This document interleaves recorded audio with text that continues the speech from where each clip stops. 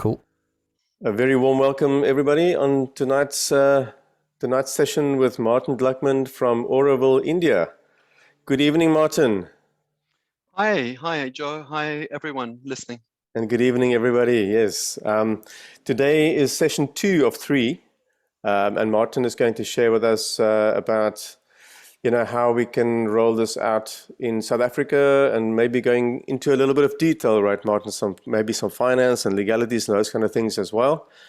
And we can look forward tomorrow night being the 1st of December. That's right, the 1st of December.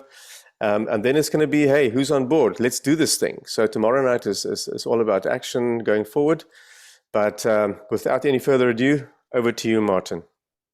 Thanks so much, and wonderful to see you all again, and nice to be part of helping you to create something really wonderful, possibly the most wonderful thing that we could be creating in the entire history of humankind. And the history of humankind is something that I've kind of been flung into because I'm a linguist, and primarily I was focusing on Indo-European languages and very particularly on Sanskrit. But more recently, after giving a lecture 2 years ago, approximately at the University of Cape Town, I have been working with the San and the Khoi languages. These are the click languages, and they considered to be the oldest languages. And language is really a technology that we're using right now. We didn't always have it. Not everyone has it, Some animals have body language and some have basic language, but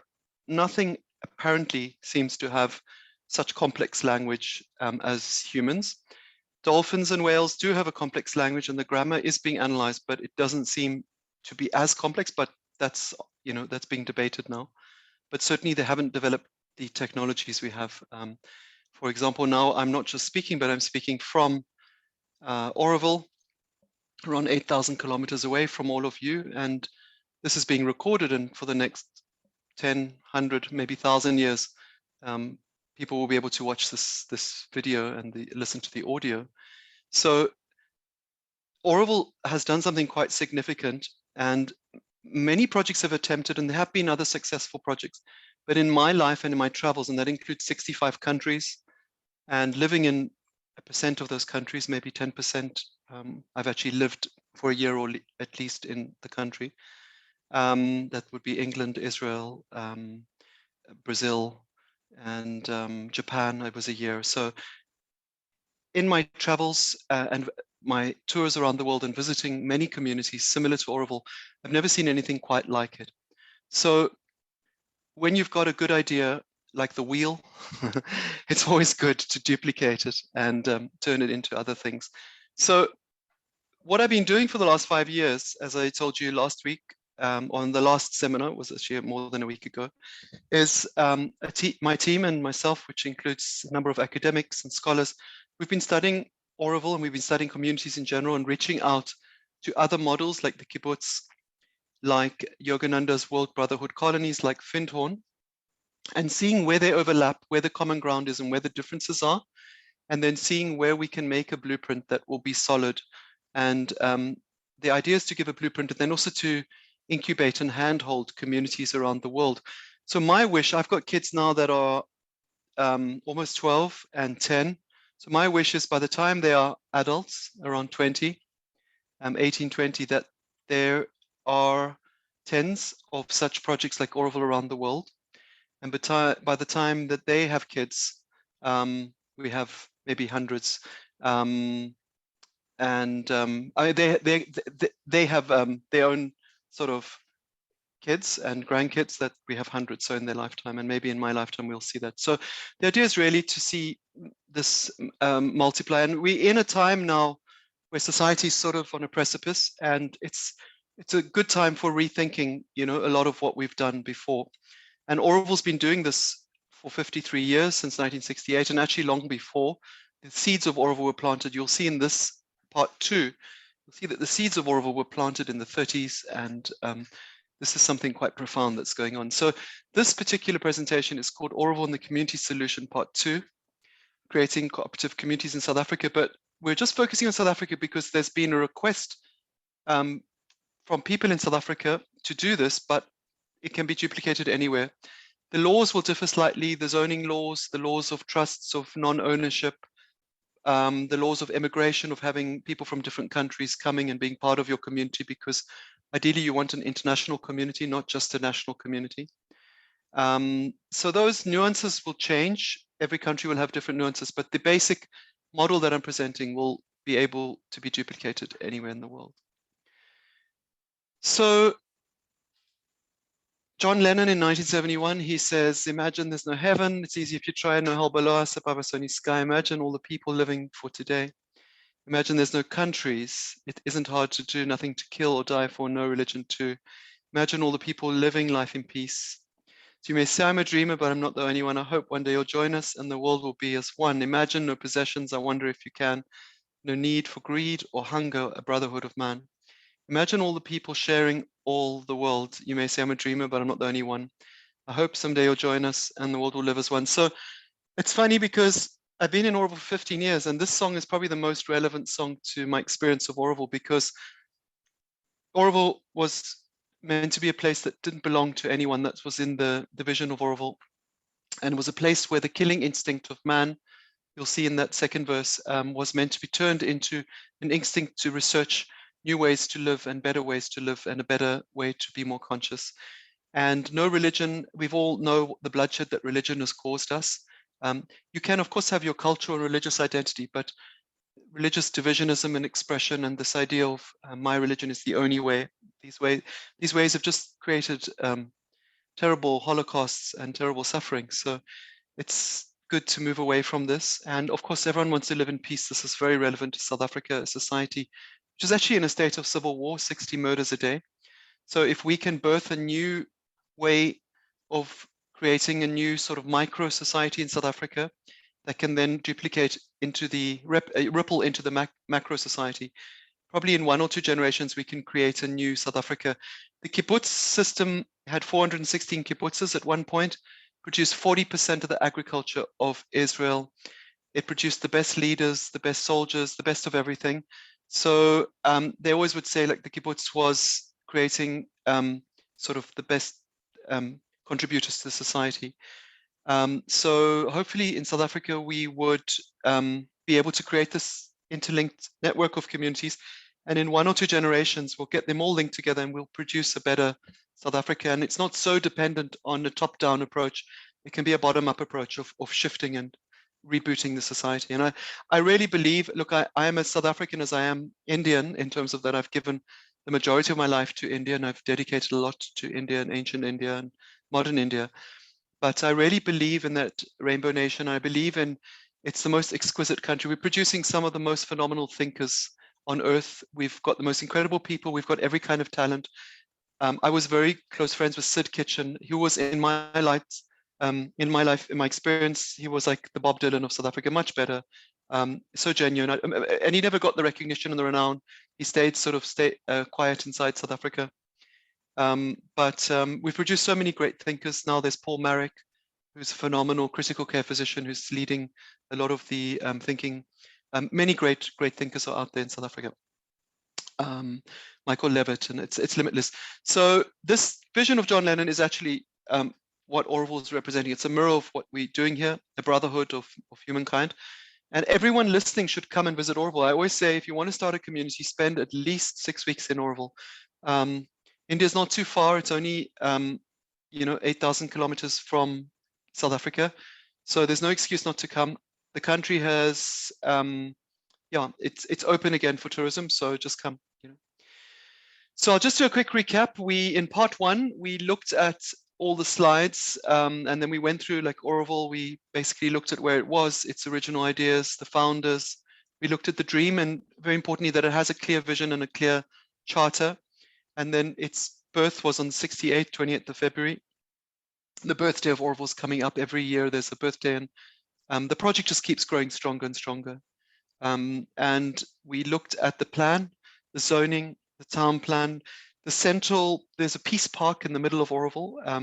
It's a beautiful peace park with 12 gardens. And That's sort of what's called the Brahmastan, or the center of the project. And then we looked at it in numbers, the 3,000, around 200 people, 60 countries, and 3 million trees, and the 10 schools, and 800 outreach kids who are in schools. And for every Aurovilian, we employ 2 people. So there's about 3,200 people. We employ around 6,500 people. So just imagine, in South Africa, you've got hundreds of these communities, and each one is employing in a 2-to-1 ratio for each resident of the community. And those, it's not just employment, because we often create entrepreneurs that go on to employ people. So we don't just give people jobs. We actually teach them skills. Like many of the projects around Orville were people that were working in Orville. They learned the skills, and then they went on to do what we're doing in Orville. And so it was really, it's one of the most profound social healing projects I've ever seen on Earth. And it's hard to quantify because it's so many individual projects. So when I was preparing these slides, I had to sort of survey and start to look at it. And living here, you get focused. Like I'm working on Sanskrit and I'm doing the cedar work, which is this work. But everyone sort of gets their blinkers on. But when you really look at it in the total of what it's done, it's quite phenomenal. And then we spoke about the UNESCO link. So people were asking about that. Some people were saying, like, how is a UNESCO link? So there was a link and a recognition by UNESCO, and there is no UNESCO involvement in the day-to-day running of Orville or any link of the UN, but there is a recognition. And that's been useful, basically, to have that international recognition. And then we were talking about the terraformation, where the land was completely barren, like this slide, and now it's totally green. You can see this is before and this is after. And we were talking about the incredible eco-consciousness with water. We make our own windmills. We've built our own roads from our own bricks. The bricks are made by our Earth Institute. So we make our own roads. We don't bring in tar from Saudi Arabia or the Gulf. We make our own roads. And we have these beautiful cycle paths and walking paths through the forest. This is a drone view of it. We've got the UNESCO Chair of Earthen Building, which is the, Orville Earth Institute. And then there's this huge emphasis on beautification, the architecture. We've built this rammed earth library and many buildings from every kind of eco-construction you can imagine and you can't imagine, from rammed earth to cobbing to wattle and daub, you name it, it's been done here. It's super experimental. We've got beautiful buildings. This building was built for a poem. This is for the languages. This is one of the most eco buildings done by architects from Rajasthan. It's got a natural air conditioning system channeling the wind in through the building and then dehydrating it and then pumping it through the building. This recently won an award for eco. This is a free youth housing project. It's called Humanscapes, and it won a lot of awards for the ecology and the design. So we were just looking at that last week and looking at the aspect of human unity, the moneyless, moving away from money. It's the least moneyed place I've ever been in my life, in the sense that you don't feel that pull of money. When I get on a plane and leave here, the pull of money is a very strong force. So because it's so established and there's so much altruism and gift economy moving, you don't feel money as a force here. It's a tool that we use. We need money, obviously, especially dealing with the outside world, but it's not a force that's guiding and directing decisions in the community. We have commerce. There's more than 100 commercial activities, spirulina and clothing, and we're making chocolates. We have a fiber backbone throughout the community. This is great, so we don't need cell towers and Wi-Fi. And there's a huge emphasis on ecological and green practices, dams and recycling and trash and shows. We do outreach. So we'll do a lot of games. This is a game called Garbology, teaching school kids about garbage. India has a huge problem with solid waste management, so there's a lot of outreach going on. And this is our collective shopping. It's all cooperative. It's all at cost. They don't make a profit.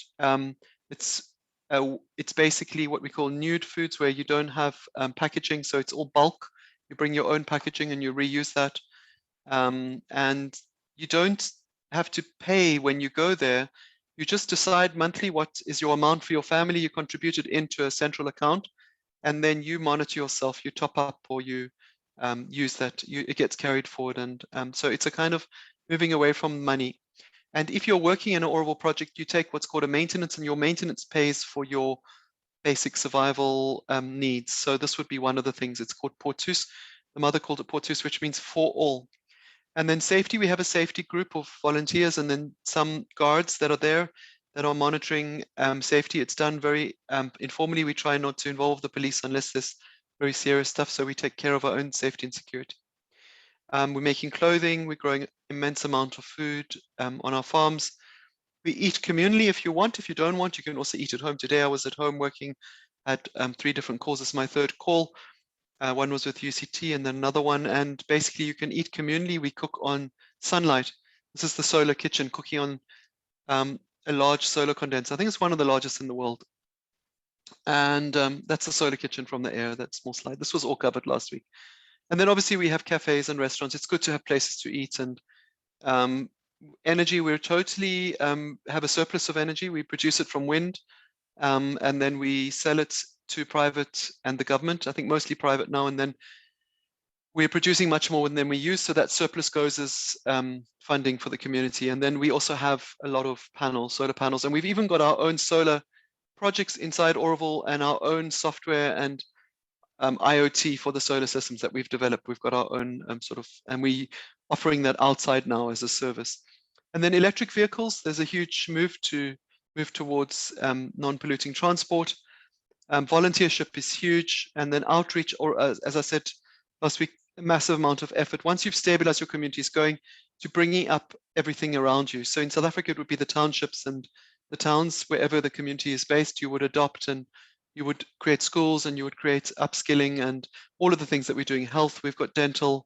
So it becomes like a little mini government on a micro level, because obviously changing things on a macro level in South Africa, you're almost powerless, but on a micro level from the bottom up, you can change things. And then we even doing outreach here, we've adopted a hugely polluted estuary of a river in Chennai, and we've turned it into an incredible floral and flora fauna kingdom. You can go and visit. It's called the Aja Eco Park. This has done some huge experiment, like these floating islands that regenerate the water. So there's always experimentation. I'm constantly doing experimentation, even with my work and my day-to-day life. Organic farming we've mentioned. We've got farm to table, so you can go to like Solitude and you can eat just what's grown on the farm. And then Orville, there were all these international pavilions and botanical gardens. There's 130 communities, so you could think of it as 130 farms. So in South Africa, if we say we're to take 130 farms and put, say, 30 people on each, we would have an Orville, So this was the model for South Africa, was we would take like 130, or 100 lands or 50, whatever, but you join them together under one trust. That's going to work within the zoning in South Africa. In Orville, we've got our own zoning, so it's kind of like got its own eco-village zone, so it's got a lot of autonomy. But in South Africa, that was what I was presenting last week, and I'm going to drill into that this week and dig into it. And then obviously we put on plays. We've got incredible arts and arts festivals and education. This is the kindergarten, and we've got schools. We've got 10 schools here. And then of course, beyond the school idea, that the whole campus is one big school. So you can homeschool your kids and then just send them out to horse riding and ballet and music. My neighbor next door is running a music school. There's a horse riding school just the next. So everything is reachable by kids on a cycle. You don't need this schlepping the kids in the car all the time like we do in South Africa. And the kids can move around safely. This is very important. We need to produce that in South Africa, because now in the cities, the kids cannot move around safely, and it's creating like a whole different generation of, it's not the right way that society should be. We've got a beautiful botanical garden, and this is emphasis on beautification. Children, there's a huge focus on children. A lot of the budget goes towards education and children. We're always hosting festivals. These were 2 festivals that I just highlighted in the last presentation, the Endangered Craft Mela. This was reviving endangered crafts. This would be lovely to do in South Africa. You go around and you say, what are all the crafts of South Africa or Southern Africa that are endangered? The basket weaving, the hat making, the shoe making, the tannery, maybe not in the kind of, but whatever was there in the traditional cultures. And then you just make a festival. Mela means festival. And conscious fashion, this was the cotton. Cotton is one of the most polluting industries. So we did a whole festival a few years in a row on conscious fashion. And then there's a huge emphasis on health. This was one slide on a poster we made called Anatomy of an Eco-Village, basically all the things that you have in a community like Oroville. So that was what we talked about last week. I just was telling you about Oroville and then saying, like, you know, we're going to blueprint it and see it. And now we're going to look at the blueprint in a bit more detail. So in numbers, just to recap, it's 3,286 people from 60 countries, 130 plus communities.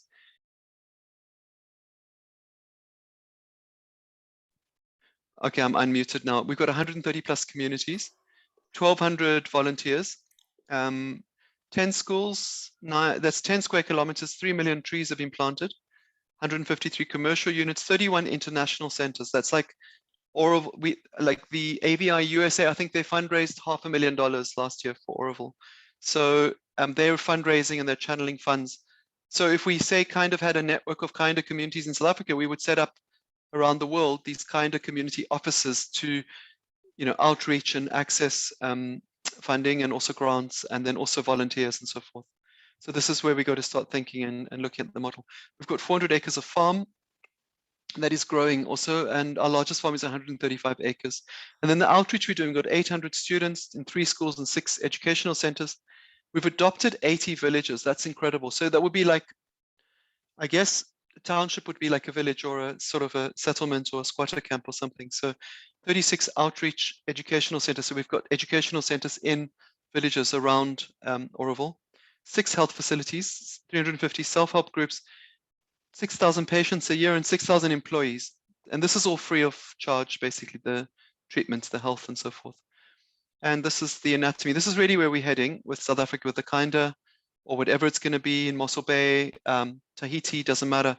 But this model really works. And it's just a matter of getting your leadership, getting your strategy, your plan, and then implementing and break it into 1 year, 3 year, 5 year, 10-year plans, and then just move as fast as you can. I like to move fast.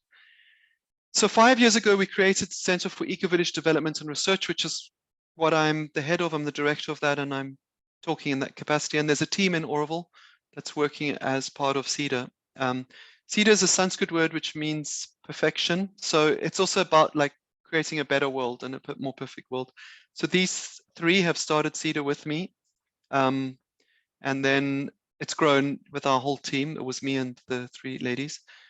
And the vision of CEDA is to nurture and the establishment of a network of interlinked, conscious, sustainable, creative, and healing communities worldwide. This is what our vision is. So we took the cedar tree as a kind of motive because they are very healing trees. I don't know if any of you have worked with cedar. It's a very fragrant and extremely beautiful tree. And it ironically grows in key places, like it grows in the Cedarburg, even though that's a cypress, we call it the cedar tree. It grows in India, in the Himalayas, in the most beautiful part of India, and it grows in North America and also in Europe and the Middle East, the famous cedars of Lebanon. If anyone reads Khalid Gibran, he came from Bishari and Baalbek, and that's where the cedar trees were from. So this is where we're heading, is this network of interlinked communities through Africa.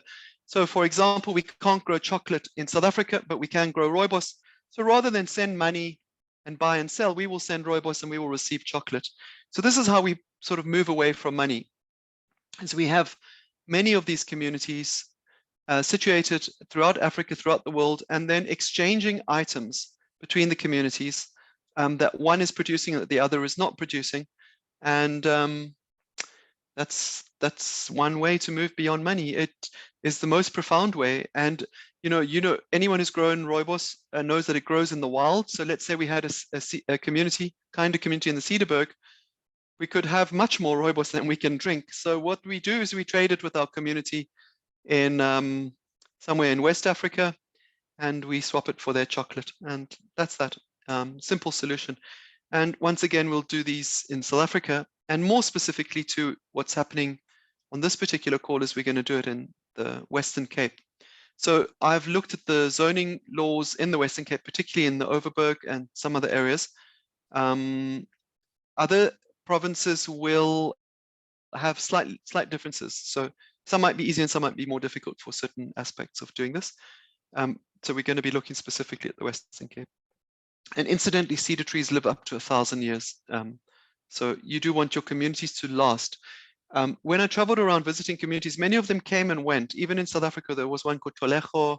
There was one I visited out near to Paarl, also came and went. I can't remember the name. This was like 2 decades ago.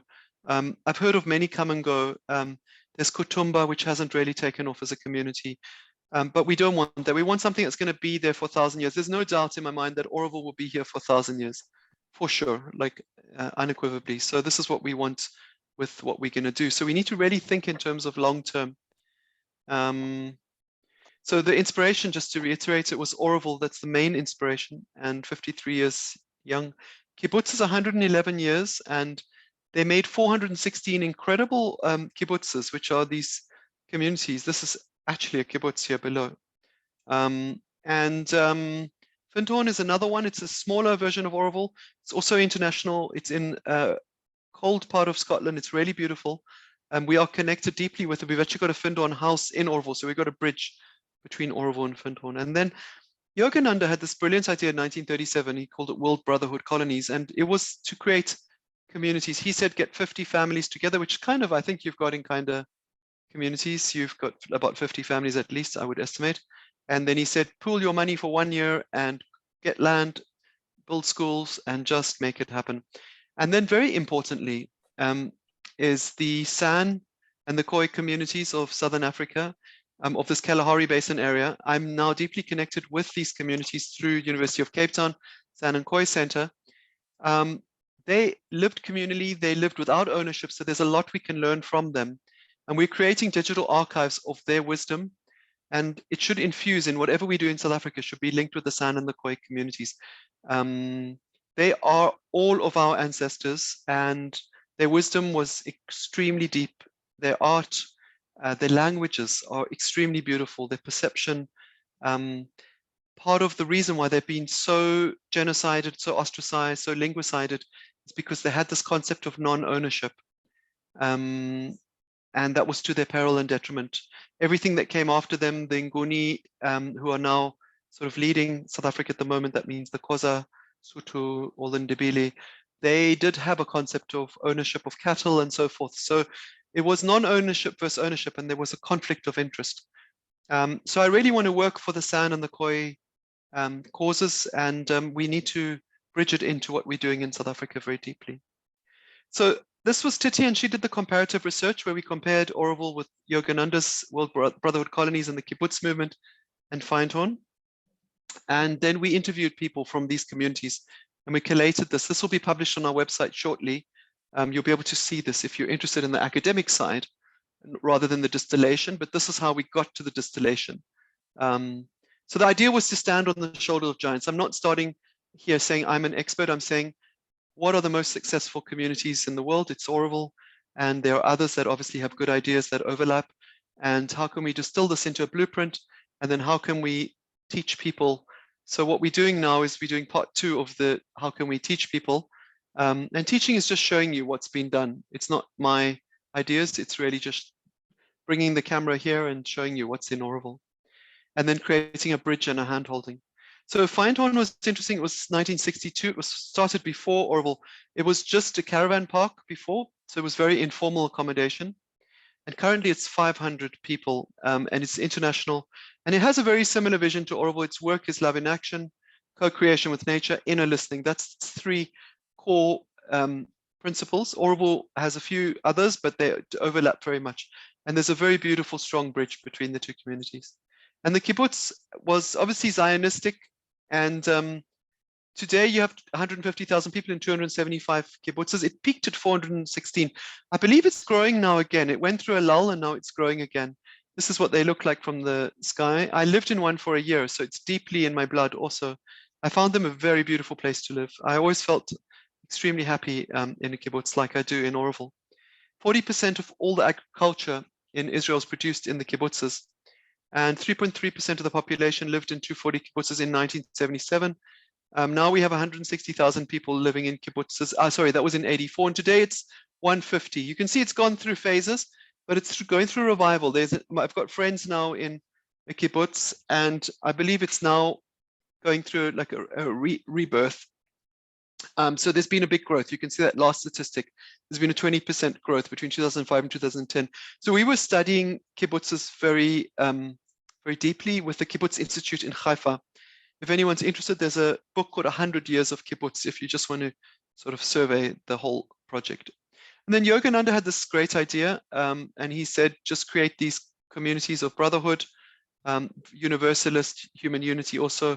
So we honor and we really looked deeply at his ideas, and I lived for a few months in one of his communities, and it was in Italy, so it was a beautiful community.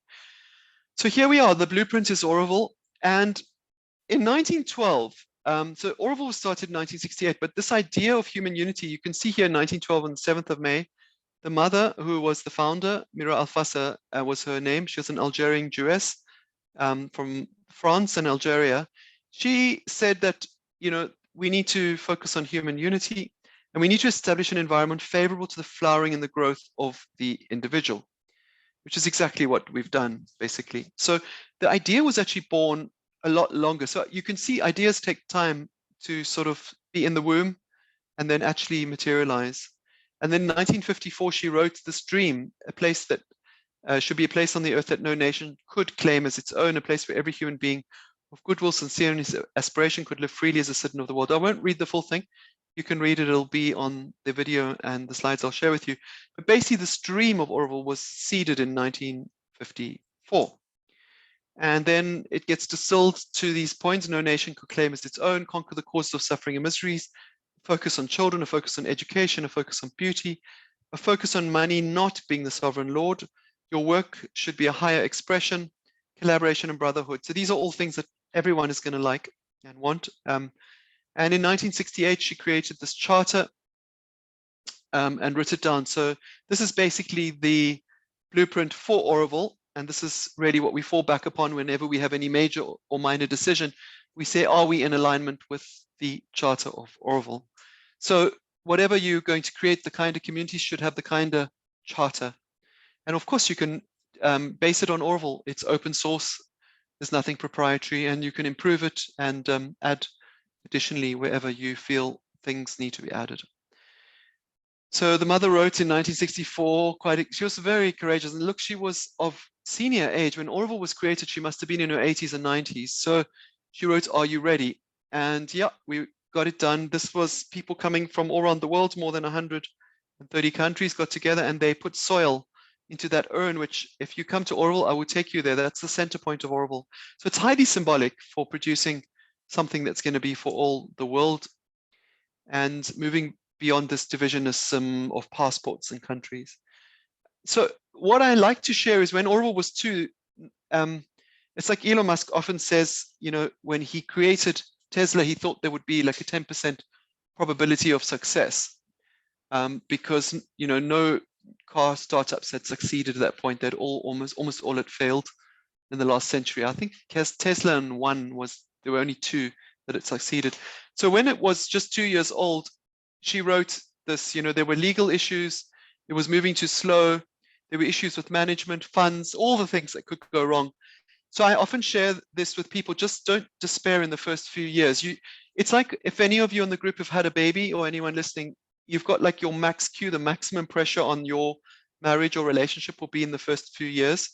If you can just push through that, you get to when your kids are like 6, 7, 8, 9, 10, it gets just easier and easier.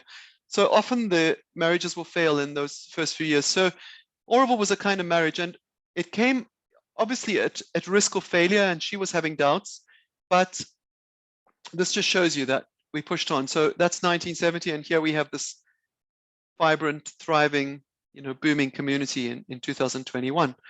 And this is how we look in 2021 with land. And our economy is around $10 million in the last 2 financial years. I got the data from 17 and 18. So 19, I'll share, I think will come out. I should be there already. I'll have to collate it and see what it was. Probably similar amount. So we had $7.12 million from donations from all around the world, all sorts of grassroots fundraising, small, huge, medium donations. 2.39 million was grants from the government of India, and $1 million was self-generated. This is in dollars. It's a lot of money in India. So this just gives you an idea of what's happening economically in Oroville now. And this is where we are in 2021. That's our spirulina farm. You can just get an idea of the scale. That's just one project in Oroville, one of the 130 plus projects. So it's not like just a little spirulina farm, it's a massive spirit. I mean, anyone would be happy with that. And all the profits go to Oroville here. It's run by one of the community members from Holland, Hendrik, and the other executives, whoever they are. It employs probably hundreds of people. And this is just giving you an idea of, the magnanimity of Oroville right now. So for creating community, we have these three phases. We have pioneer. So that's where we establish the vision. We create the guidelines. We create the legal structures. We gather people of goodwill and aligned with the vision, the guidelines, and the structure. We create our leadership teams and our groups and our decision-making teams and our conflict resolution teams. So we make sure that we have a team for conflict resolution, because we are going to have conflict every step of the way. Maybe different degrees, there's better marriages and worse marriages, but it's going to be like a marriage, because you're going to have to live and work with the people. And then we build bridges with successful communities, and we establish local and international mentor pools. And then we start creating the 1, the 3, the 5-year plans and the teams for each of those plans. So your initial teams are land, water, food, housing, infrastructure, safety, economy, fundraising, commerce, education, health, outreach, energy, ecology, waste, volunteers, growth. That's the growth of the community. And then you do a quarterly review. So you're reviewing it just like any startup. You treat it like a startup. And you do your feasibility for the land use and the financial feasibility. So either you're going to get the land donated, you're going to buy it. You need to do your feasibility if you can fly. That's in your pioneer phase. And then you start, you light the match, you get your initial land and you develop the master plans, your zones and your development guidelines. So that's your pioneer phase for any new Oroville-like community. And then you have your growing up phase where you start expanding and you create new 1- and 5-year plans. You try to get more land. So this would be buying more farms or more pieces of land around your farm that you initially started on. It can also be satellite land. It doesn't have to be contiguous with your land. It can be a few kilometers away or 10 kilometers away. So let's say you're doing in Mossel Bay, you could have a land in Still Bay on the river that's just for kids to go and do a river training. Because you're growing up now, as you grow up, you're going to have more funding. You'll be able to get more land, and you put it under the same trust. It'll be under the Kinda Mossel or Kinda, whatever you call it, project, the project number 1. But you start to get more land under the dominion of the project. Because as you're growing up, you're going to need more land because you'll need land for more people, more commercial units, more non-commercial units, more outreach. So you need more land. Obviously, if you get a massive piece of land initially, but usually the massive pieces of land are just sheep farms in South Africa where, people like up in Sutherland, you can have thousands of hectares, but you're going to struggle to have a forest there, for example. So it all depends on what you want to do with the land. I was in Popkaalsfontein recently. I don't know if anyone's been there. We can talk about that afterwards in the question and answer. I really like that area, Nevotville. That's an area to look at. Okay, you can get large pieces of land there. And there obviously a lot of the farmers have had the land for generations, multi-generational farms. Some have been going back from 16 or 1700s. And then in your growing up phase, you do your regular reviews, 1- and 5-year reviews. And you strengthen the community. So your plant is growing up and you want to deepen your roots. You deepen your fundraising, your volunteership, your gift economy. You deepen your leadership also and your management. And you strengthen all areas of development, and you focus on sustainability, your wholesome living, your education, the development of art, culture, and outreach. So that's your growing up phase. And then the mature phase is you deepen your outreach. And you share your expertise, and you start, this is basically where Oroville is now. We start to sort of share outwardly rather than the energy all going in to grow. You're now a grown up, you're an elder, and you can start teaching. So this is what I call the mature phase. So the pioneer phase, look, you can accelerate it, but it's probably a decade and possibly longer. And that's where the probability of failure is very high. So my job and my team here is to make sure that the community does not fail and to strengthen the blueprint. And when you hit a speed bump or you hit an obstacle, we look at how Oroville solved that same problem when it faced it, because you are not going to encounter a new problem. Whatever problems you face, we've faced them and we've overcome them. So this is really where CEDA will play a role. And ideally, we'll bring people from KindaCommunity here. You will spend a few months in Orville and you will really get upskilled. We'll send you around to different projects. You'll live on farms, you'll live with spirulina, you'll live with chocolate, whatever. You can do like a multifaceted volunteer program. So by the time you go back to South Africa, you will understand a large percent of what our team knows, so you'll have in-house knowledge there. And I highly recommend that a few of the pioneers come and spend time here and then bring that knowledge back. And obviously with me being here and with the team being here, we can accelerate that. You're not just coming and figuring your way around. We'll send you to specific people and places in Orville for specific outcomes. So the pioneer phase, you come up with your name and your symbol. Orville has this as the symbol on the left. This was just the symbol of the cave in Blombos. This was the early abstract thought. I just took it as a representative symbol for something in South Africa. But of course, you've already got your branding and your symbol for Kinda. So it's good to have a name and a symbol, and then develop your vision. So here's the Orville vision: human unity, conscious life. All life is yoga. Yoga means reconnecting with oneness and with everything, and does not belong to anyone. Children develop integrally, wholesomely. Education is for enrichment, celebration of beauty. Money is not the sovereign lord. You work for a higher expression and service, collaboration and brotherhood, bridge between past and future, and a site of material and spiritual research. So on the right is your vision. You can take ideas from here, you can take ideas from Findhorn or wherever else, but you need to write your vision down and have it written, and it's like your constitution document, because when someone comes and joins your community, that is what they're basically coming in to. So it's very important to be clear on the vision, not to have that vague. So step one is get your vision. Step two is get your guidelines. Orville, these are the guidelines, concordance with the charter and dreams. So when you come to Orville, you're agreeing that you are in alignment with the vision of Orville, basically. And then the second one is what the mother said: the first rule is there are no rules. So this is a cool rule because it overrides all other rules. We don't really have rules in Orville. We try to avoid them, but you do have guidelines. No religion. Everyone is expected to contribute. No discrimination, no politics, no drugs, no physical violence, no ownership of immovable assets. This is a very important one. I can't stress this bigly. I can't stress this enough. Respect for culture of all nations. Consumption of alcohol is discouraged here. Yeah, it's an interesting one in South Africa, because you probably saw when they did the alcohol lockdowns in South Africa, the crime and the violence went down. But of course, it's not that there's no alcohol in Orville. People keep some alcohol at home if they want. It's just we don't have public alcohol. It's not a theme of the place. We don't have pubs. But yeah, I mean, that could be a choice. You could make vegan, fair trade, organic wine. I know Stella Organics. I've worked closely with them. They're doing the most incredible outreach up the West Coast.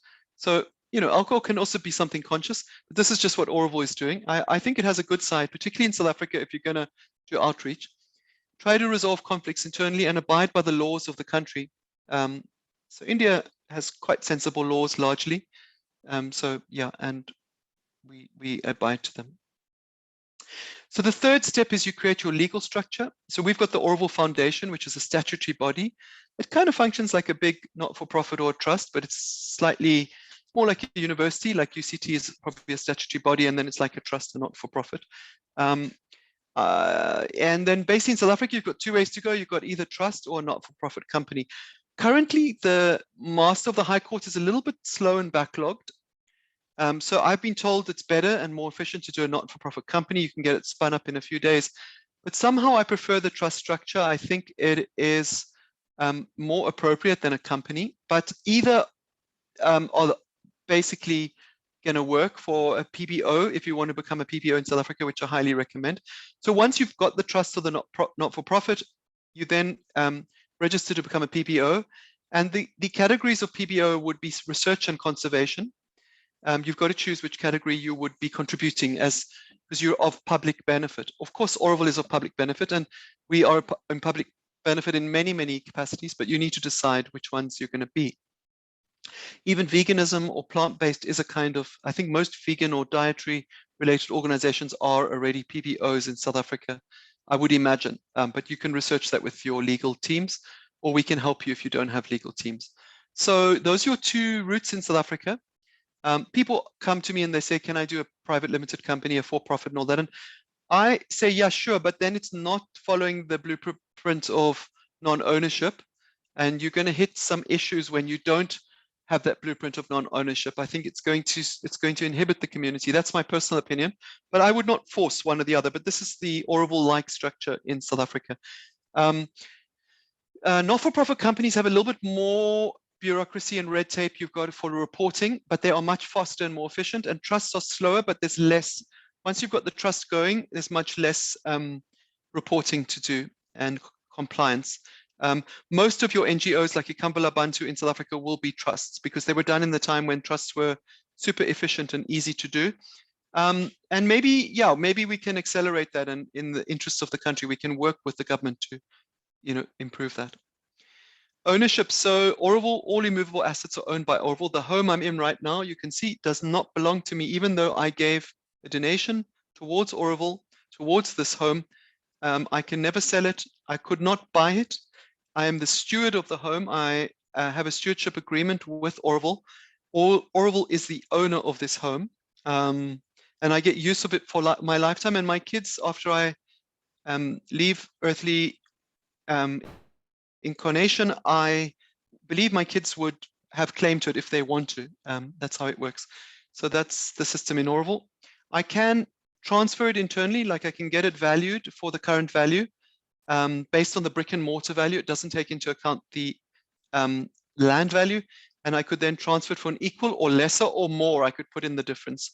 So we've got a kind of very fair internal transfer, but I cannot take the money out.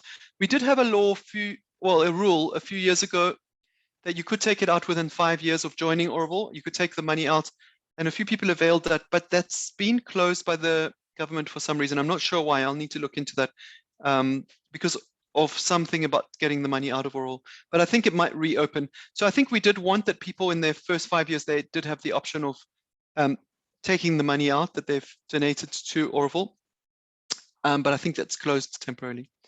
And then we have an entry. This is how we do it in Oroville. We have an so just to go back to that slide. So the trust would own everything, or the not-for-profit company, and you would follow the stewardship model. If you want to follow that model, that's one possible model for South Africa that I would recommend. So entry and exit, we have an entry group and a team. We have an entry policy.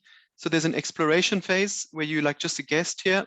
And then there's a newcomer phase where you're a new resident, and that's a 1 year. And then you become a resident like I am and my family. So in your newcomer phase, you volunteer, you give 25 hours a week to the community. You basically work your way into the community. You can't buy your way in. You basically work your way into the community, or contribute your way is a better word. So yeah, I thought for South Africa, initial members all join as newcomers. Look, you would need to form a similar sort of entry group and team for the community, and create a policy. And then obviously, because initially you're going to have to say, okay, we are the pioneers of the community, but I would still have that 1 year probation, because if people are not contributing after 1 year, you should evaluate that if they can actually become permanent members of the community, or have a 3 month. You can decide on that, because sometimes you get people who want to abuse any system, and it's better to kind of have filters for that. So here in Oroville, all housing is owned by the community. You steward your house or your office. It passes on to your children if residents of the community, and all donations get recorded. And then we give this 13% when you donate towards housing. 10% goes to town plan, collective housing, 1% to town planning, 1% to the land fund, and 1% to the unity fund. That's like the central fund of Oroville. So it's just a way of sort of keeping that there's always money for collective housing. So if you give R1 million towards a house to steward in one of the kinder communities, 100,000 goes towards collective housing, and someone who's going to give their time but they don't have money is going to get a free house basically eventually. And then you can transfer it internally for the fair value. And we had this 5-year refund policy. I think it's coming back shortly. So for the Kinder project, or any project in South Africa, I recommend we duplicate what we've done in Oroville. It worked really well. So if there is already, let's say you're going to take a land in Mossel Bay that's already got 3 homes on it, all you do is you just get it valued at the brick and mortar value by 2 quantity surveyors. You take the average of the two valuations, and then you put it up for transfer. And that is a stewardship agreement. It's effectively like ownership. I mean, it's like your house, but it doesn't belong to you. So it's quite beautiful. I think it will work quite well. This is our organogram in Oroville. We do need an organogram for any community, but we've got the Oroville Foundation. It's really flat. There isn't really a hierarchy, but this just shows you the relationships. And then we've got an International Advisory Council, a governing board, and a residents assembly. This is everyone who lives in Oroville can be on the residents assembly. Then the governing board has a secretary, there's a working committee, and then we've got different committees under it. This kind of works okay. And then we would need this trust or not-for-profit. We would need our external advisors and mentors and sort of oversight outside. So obviously if the trust goes off the rails, you've got some oversight that can sort of bring it back on the rails. And then we would have a residents committee, that's representative. And then we've got our vision and guidelines, which is our core documents. And we would have groups, a housing group, an energy group, and a food group, and a farm group. And ideally in the groups, it's the people who have some, like I heard you before we started recording, there was someone saying he's an expert in cooling and being an electrician, whatever. You would have people that are qualified on your groups. You would ideally, unlike South African cabinet where the minister can be totally unqualified. I think we had someone, on a cabinet, I don't know, I won't say the name, but they were totally like unqualified in that field. You would want people that have some know-how or qualification. You want experts in your leadership. It's quite important. And you would have a governance team. And yeah, so voting, you can decide if you want to do voting by majority or a weighted vote. So the longer you're in the community, the more your weight is. So it's up to you. You can decide, but you need a voting system to make decisions. And then under these groups, you will have all your activities and projects, chocolate making and, guests coming and schools and outreach and upskilling and training and everything you can dream of, swimming pools, whatever you want, stargazing. So oversight and conflict resolution. We've got KUDAM, which is our mediators. We've got NVC, nonviolent communication, which is also doing our mediation. So we've got like all sorts of groups for mediation, arbitration. So I would recommend you establish that in the beginning, see the people who are experts in conflict resolution and have them there as a group from day one, from the pioneer phase, have your conflict resolution experts.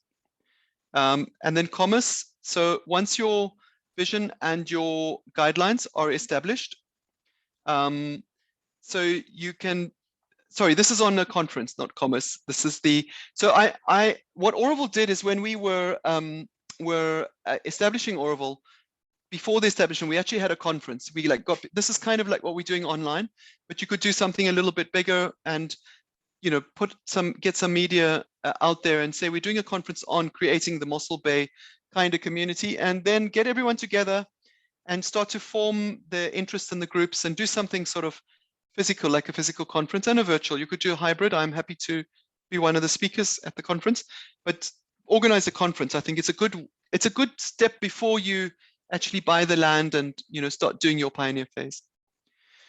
So people often ask about, where's the money going to come from? So once you've got your name, your vision, your guidelines, your legal entity, and your transparency, so people can see it's all audited, it's all open. It's not just you or me asking people for money. You do your conference and then you create fundraising teams. And you might even have pioneers that have different degrees of wealth. Some might want to contribute more. And then obviously through the stewardship model, you already are getting housing donations. So this is point number 4 on this. You can see this housing donation. So this is a way to get money immediately when you do have land that has housing assets on it that the community is going to own, but stewards are going to steward. So for example, that farm in Stanford already had 3 housing assets on it. When we did the brick and mortar, it was around 8 million rand. Just of those, one was about 400 square meters and 2 were in the 110 to 150 range. So when we did brick and mortar, it was around 8 million rand or maybe 7 to 8. And the farm, they wanted around 10. So already we've got 8 million rand. It's a no-brainer. If that's not clear, then just put your hand up at the end and I'll make that crystal clear, because this is the way to have the money, give stewards a house that they could never normally afford. Because if you wanted to buy that 400 square meter house, you wouldn't be able to buy it for, say, around 4 million rand. You'd need to buy the whole farm for 10 million rand to have that house. So it's basically a win-win-win. I can't see, and also you've got protection, because if it doesn't work out, you can unsteward that house and undonate it, and the money can be returned. And if the community folds, you sell the farm and everyone gets their money back. And probably you'll get more money back in many cases because prices will have gone up. So I don't see any risk in this model. I don't see any legal caveats. I think it's a way to instantly get the money if you have land with assets on it. So you should consider it very carefully. And it's the Oroville model. So you're actually just duplicating what's worked pretty well in Oroville. Establish income generating projects. So yeah, these will take time to get up, but maybe some people want to onboard their businesses. Like someone could have a chocolate factory in Cape Town and then just shift it to domicile in the Mossel Bay kind of community. And then, you know, they're getting rent free rather than paying rent in Cape Town. So you kind of create a hybrid partnership between some established businesses and their employee, and they upskill and they employ community members. And so you are creating some sort of hybrid model. I think there are ways of domiciling businesses on the land once you've got the land. And also, if you're going to buy an existing farm, you'll often have things like guest houses that are already generating income on the farm. The farm might have organic grapes. You can already, you know, you'll need expertise, but you already are going to have some revenue streams on a farm. And then, yeah, these are the green are your groups you need in phase one. You need your finance, you need entry and exit, you need fundraising, community growth, legal, governance, constitution, and guidelines. So you need to form those groups immediately. And then you need to next form your housing, energy, land zoning, security, farming, waste, water, roads and paths, seeds and nursery, town planning, volunteers, communal kitchen, construction and maintenance, your meditation if you want to have a meditation center. Oroville's got a meditation center in the center of the community, but that's an option. You might want that or not want that. And then the next you are doing housing, energy, land zoning, and then we're doing, outreach, arts, youth, education, guests, industry and commerce, accessibility, transport, communication, digital, internet, health, elders, sports, forest, birth, ecology, research, community exchange, government liaison, community co-op, gas and biofuel, clothing and linen, newcomers, library, internal newsletter, food processing, pesticide reduction, building, biology, death, archive, your media, public relations, conflict resolution, and oversight. So in Oroville, I surveyed what are all the groups we have.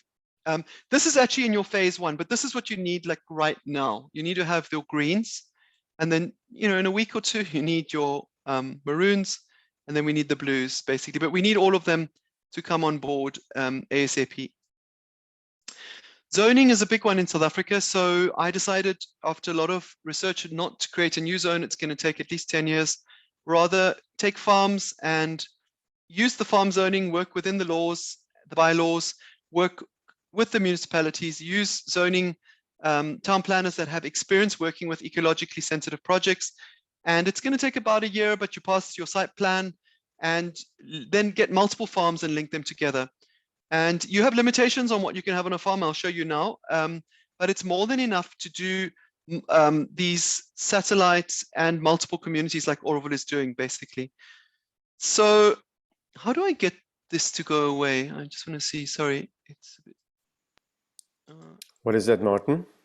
No, it's on the top of my screen. It's blocking some of the slide. I'm wondering. On our side is clear. Oh, you mean within your slide or what? Within your own presentation? Yeah. Okay, I've made it gone away. Yeah. Right. It was just a click. So with zoning, Campiel is multiple farms. They've got a kind of community there, although it's more of a charity that's doing one particular outreach with learning disabilities and so forth. And but this is Campiel, Hemel and Ada. They've taken multiple farms and linked them together, and then they've got special permission for whatever they've needed. From the town planners. That's just giving you one model in South Africa. Lynedagh was not agri zoning. It was actually kind of like resort zoning / recreation. It was a kind of shebeen and all that before. So they've managed to, agri is more difficult. So they managed to have multiple housing, and they're working very closely with the municipality, and they've got quite a bit of autonomy. So it's actually a nice success. Everyone should go and visit Lynedagh and do their tour. It's an excellent tour. Honeyville worked with the town planners, and they got a new zoning for eco villages. So they kind of got a new, they got resort zone and a kind of a agri zone, and they've kind of got but it took them 9 or 10 years, and I don't want to wait 9 or 10 years before we can start anything. So I'm not sure that's the route, but I'm just showing you what's been done with zoning in South Africa. Lalapanzi just flew under the radar and did their own thing, and it's an interesting model. It's a lovely farm out by Cape Point. Should also visit it. It's a little community. And Goodwill Mountain, so this is the farm. You can see as it is now, you've got an entrance. It's about 100 hectares. There's nature reserve and a waterfall up here. And the sea is about 12 kilometers this way. There's a paddock. There's 2 cottages here. So this is about 110 square meters, it's about 140. And then there's alien reforestation here. There's olive groves, there's other farmland. And there's quite a few dams. I think there's 3 dams, beautiful dams. And then there's a beautiful bigger than 400 square meter house. It's here on the dam, on the one dam. And so there's a shed and a fire pit. So this is what we're looking at as a model. But of course, this could be any farm. Most of the farms will look something like this. They wanted around 9-10 million rand for this. Initially a lot more, but it's come down and it's possibly more negotiable. We'll see. So when we did a quantity surveyor like valuation, just a rough ballpark, we got to around 8 million just valuing the brick and mortar. It could be between 7 to 8 or maybe 6.5 to 8. So you're already quite close to being able to buy this farm just by taking the stewardship model. And we did a plan for it. And the plan is like parking, safety and fire here, visitor center is here. So you have, and then there's guest accommodation here. You don't want your guests to be at the top. You want them to be, because they're going to be coming and going more. There's a school, there's a music, art and dance and a circus. There's a sports ground here. There's camping, food, co-op industry. That's micro industry like chocolate and spirulina and incense or soap. Amphitheater, there's waste, there's spirulina. There's an office co-work library. That's where like people can co-work. There's volunteer accommodation here. So these are going to be your volunteers. This will be your laborers' cottages in the zoning.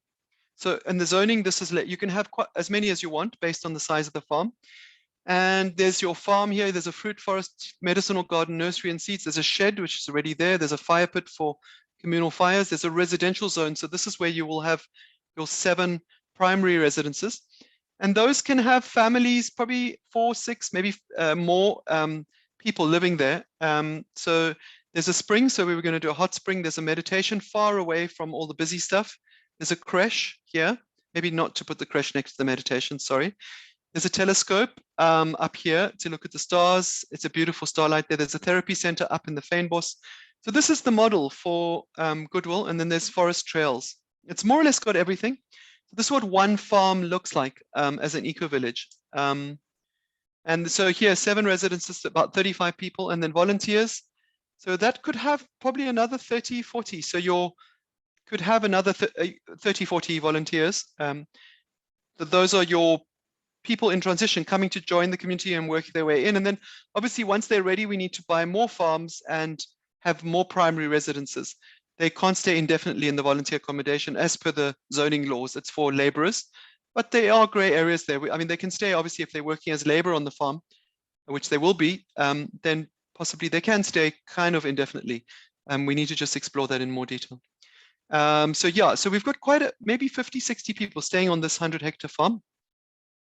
And then guest accommodation, I think you can have up to 14 people as per the laws. This was in Overberg. Of course, camping, and we can have like summer camps for kids and all that. The town planning was going to take 12 to 18 months. I think we can accelerate it in less. And it was going to cost about 150 to 300K. I think a bit more than that, maybe 350K. That's for the rezoning to do everything you see on this this sort of concept for Goodwill, but this can be translated. So here are the numbers. Current dwellings on this Goodwill is, there's a house of 460 square meters. It's a really beautiful house with an underground swimming pool and huge space. I thought this could be 1 to 3 families. Yeah, you're meant to have like relatives, but I mean, there's the zoning, I think you can have, if people are very close, like they kind of like relatives, I think you can have them together. And then this would be, say, 1 family, and this would be maybe another family. So I did it at 13,000 a square meter. There is a range. That's sort of on the upper end. but I'm taking into account all the collective infrastructure. Yeah, but this is not, you can have much more expensive when you build in South Africa. And we could go lower, but we got up to around 9.5 million. We added the 13% sort of contribution to the community. Now we're up to 10. And this is kind of what they wanted for the farm. We can play with these numbers, but I'm just giving you like a model for stewardship. So if there were, say, 3 families ready to take this about 2 million each, one family at 1.4 and one family at 2, and there are people out there who want to sell up in Cape Town or in Hermanus or, you know, Stilbaai or wherever, this community can fly. Basically, it's ready to roll. We don't have the operating funds, but we already have the capital needed to steward it. And as long as we've got a safe entry and exit for everyone, and that they know that they can get their money out if it fails or folds, which it's not going to fail or fold, I think it's pretty risk-free. We can speak specifically to this because this is a core part of the Oroville model. And this is what I'm using to acquire these farms, the model, the financial model. Obviously, if it's barren land, if this was barren land, it's going to be much cheaper. It's going to be, or maybe not in Stanford. Of course, Stanford is super premium. So yeah, this is just showing you we can bring this down to maybe not 13,000. We can do 10,000 a square meter. Then we would have like, let me just see. It will be 4, 5, 600, 7. Yeah, we'd still be about 7.5 million. Even if we bring it down to 10,000 per square meter. So this number we need to play with to find, we've got a number in Oroville that we work with, but we need to find that right number for South Africa. But this is just based on actual costs to build today and actual valuations of building. I spoke to a few town planners and also quantity surveyors. And then the idea is that from this one farm, we start buying surrounding farms, satellite farms, and we expand. So we're growing kind of like a beehive. And yeah, once we've done one, then we do more. And they're all, obviously, if we're buying the neighboring farm, we can drop the fence and we don't have to worry about encroachment because it's now under one trust. So that's the idea, is we start buying patches of land, joining them together and breaking down the walls. And now I haven't asked the government how, I mean, I don't think the zoning has a problem with a trust owning multiple farms because each farm is a legal entity and there's one deed. You know, but they might, when this starts being hundreds or thousands of farms, the government might or might not, you know, want to ask certain questions. I don't know. I mean, I haven't even thought about that. I mean, I guess you have wealthy billionaires like Koos Becker owning many farms, you know, in South Africa. I don't know. I'll check. It just crossed my mind to like explore that because I don't foresee any issue. I mean, there are multiple individual entities, and Boschendal has multiple earths as far as, I mean, it's like 20 square kilometers. And if I'm not mistaken, Boschendal has multiple pieces of land and they were joined together under one owner. So yeah, I think it's possible, but maybe someone could find out who's listening. So here, this is the modular expansion. So what are we going to do next? You've got to do your homework, the vision, the guidelines, who's going to be the founders and the teams to run the different groups. You've got to do your legal structure and your NPO, create your trust or your not-for-profit company, start looking into PBO status, organize a conference, start fundraising, and also look into the stewardship fundraising model. Select your site. Obviously, be very careful with choosing the site. Avoid crime, avoid being too isolated, avoid places without water, avoid places that are heavily bombed with pesticides. You've got to be a little bit careful in South Africa because the heavily agricultural areas will have heavy conventional farming. Like there's wheat areas where are just bombed with pesticides, and you don't want that if you're going to do an ecologically sensitive project. Stellenbosch, for example, bombed with pesticides. And then confirm your funding model for the stewardship, start, work, grow, repeat, and that's the beginning of your community. So this concludes my part of part 2, where we are basically looking at how we're going to do it. This is the blueprint, and we will hand over to everyone out there for questions. Thank you. Wow, Martin, thank you so much. It's incredible the amount of knowledge and wisdom you're sharing. Wisdom, because you've been there and you know what you're talking about. And it's amazing that we've got this kind of wisdom available to South Africa. You know, 53 years later, a success story that can actually be rolled out in South Africa. So there's trust. There's already confidence in what you guys are doing there, and that counts for so much. Because many of the communities that are starting out, and we've spoken to so many, that are just about to start. So this one saw this, that community is just about, this one is just about. There's so many communities just about to kick off. But this kind of guidance, looking at those different phases, your pioneer up to your mature phase, and all those the colored codes of what should be in the first phase, second and third phase, and make sure that those things are in place. Because as Diana Leaf Christian also pointed out, 90% of communities around the planet, and that this actually correlates with the findings in Europe, that 90% of communities do fail. And then she looked at what makes it work. So you guys have the model that's proven it to work. So it's well worth. One would be a fool not to pay attention to something that has worked. I love your analogy of the wheel. The wheel does work perfectly at Roll, so implement it in other areas as well. Why not use the wheel if it works?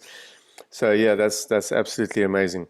I just want to also just say for our kind of sound radio listeners, if you've just tuned in, we are on session 2 with Martin Gluckman from Auroville, India, which is a village community, a large village community, which have been in existence for 53 years, very successful. So Martin is sharing tonight with us part 2 of a 3-part series, looking at the model tonight and looking at how we're going to roll it out in South Africa. And tomorrow night, we're going to have the third part of the series, which will be the same time at 6:15 South African time. You can listen to it as you are on kind of sound, of course, or you can join the Zoom meeting where you will be able to ask questions. You won't be able to ask questions on our radio at the moment because we can't manage both platforms with questions, but you are welcome to join us on Zoom tomorrow night, and which will enable you to ask questions. So let's get to some questions. Let's see from our listeners in our Zoom room. Are you guys ready to ask some questions? I've got some questions, but I don't want to carry on waffling here. So anybody else for a question or two, guys?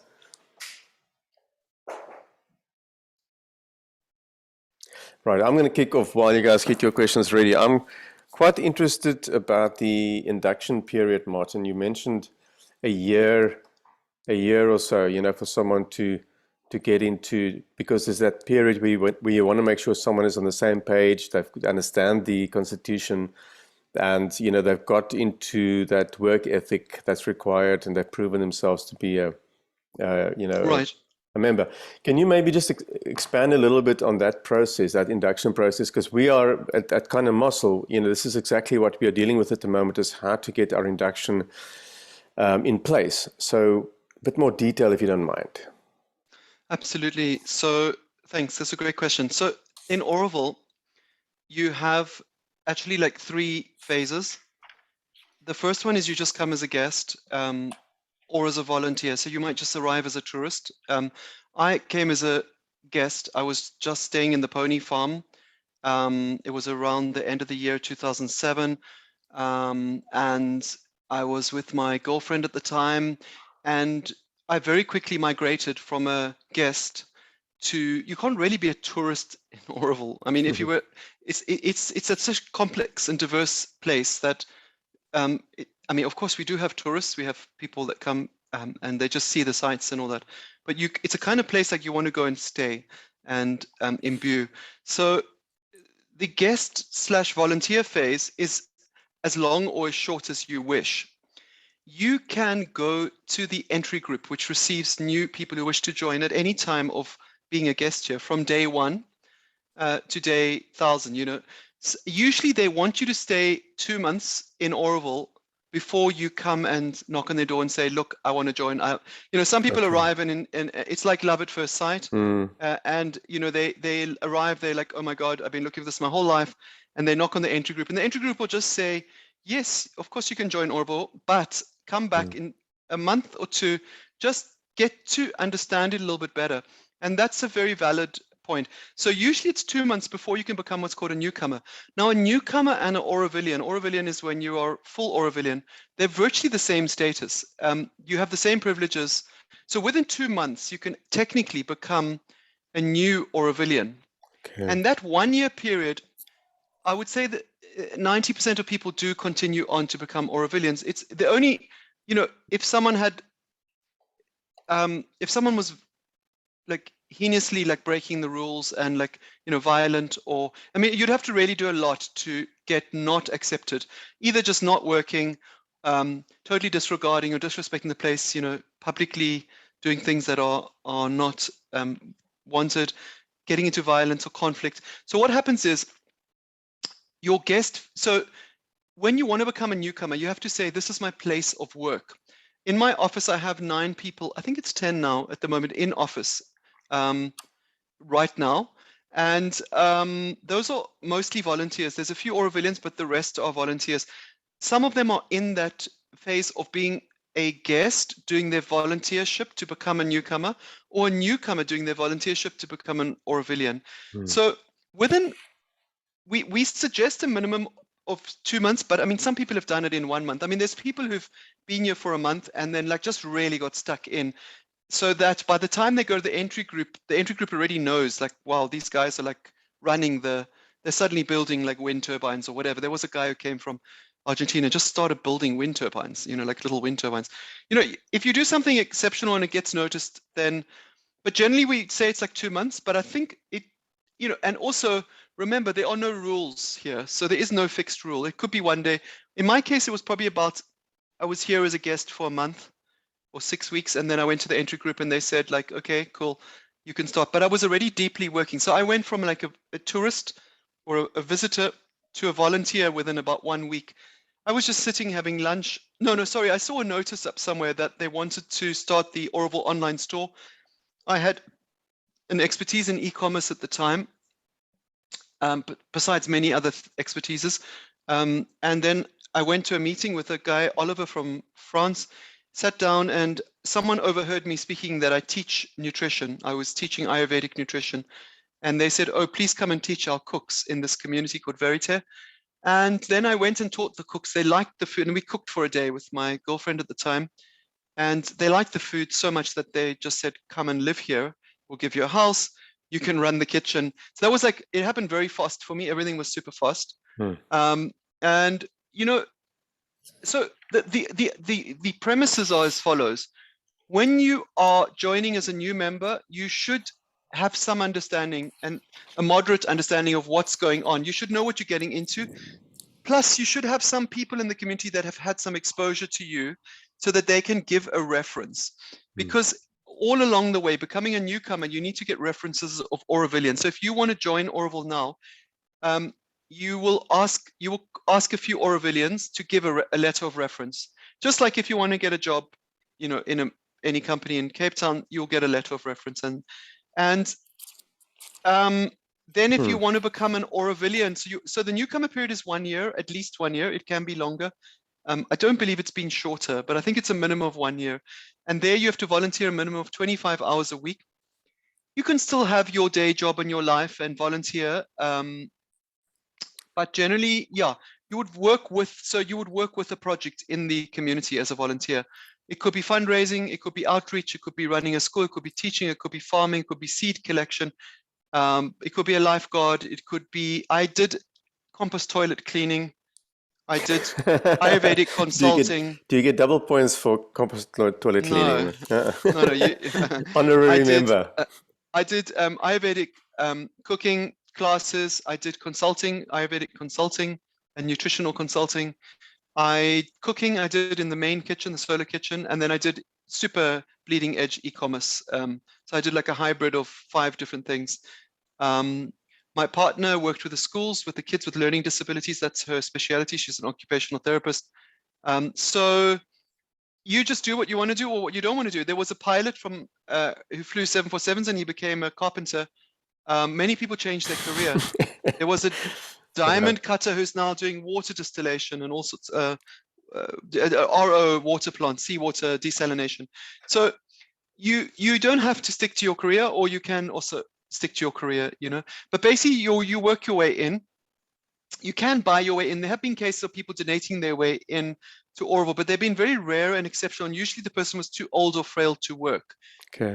I know of a few cases, but it wasn't just throwing money and say, buy me a house here, Texas style. It was people who really came in, understood the project for many months, and they very sensitively funded specific parts of the community with a lot of consciousness. So it's very beautiful to see that all in operation. So that's what, Administration. The yeah. administration of. So that's a 1 year period, and then once you're Orwellian, that's it. You're in, Okay. basically. So that's the 1 year, and you got to volunteer through that 1 year.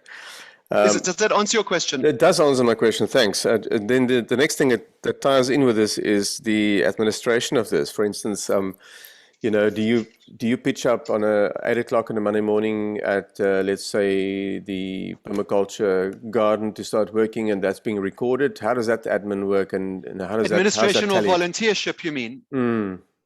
So every entity in Orville will have what's called executives that are responsible for that entity. So I have volunteers, like now we just had one arrive from Mumbai. They will, usually I like people to self-manage. Like I don't clock anyone in or out. I give them the work. I want them to take ownership. I've got a kind of particular leadership style, and I find that gets much more ownership. I want people to take ownership. In all of our volunteership, we've maybe had,